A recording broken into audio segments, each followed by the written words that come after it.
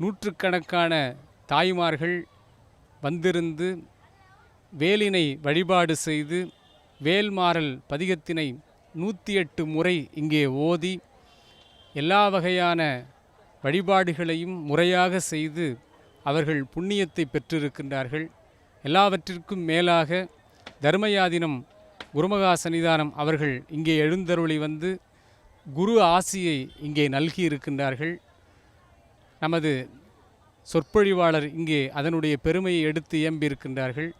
எல்லா இல்லங்களிலும் உள்ளங்களிலும் ஒளியேற்றக்கூடிய நிகழ்ச்சியாக இந்த வேல்மாறல் நிகழ்ச்சி அமைந்திருக்கின்றது. முருகப்பெருமானுடைய ஞான சக்தியாக வேல் இருக்கின்றது.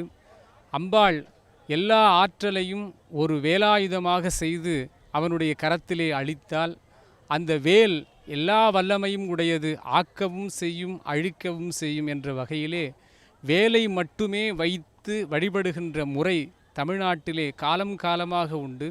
முருகனுக்கே அதனால் வேலன் என்று பெயர்.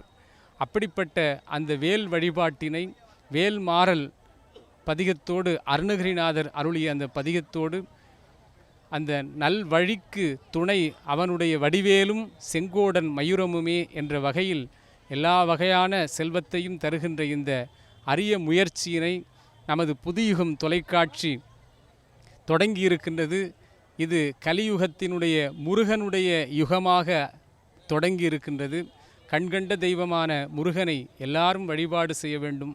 அந்த வகையில் சீர்காழியிலே வேல்முருகன் ஆலயத்தை நிர்வகிக்கக்கூடிய மார்கோனி அவர்கள் இணைந்து இந்த வழிபாட்டை செய்திருக்கின்றார்கள். எல்லா வகையிலும் இதில் பங்கேற்ற அத்துணை பேருக்கும் சகல செல்வ யோகமிக்க பெருவாழ்வினை முருகப்பெருமான் அளித்திட வேண்டும் என்று எல்லார் சார்பாகவும் நான் பிரார்த்தித்துக் கொள்கின்றேன்.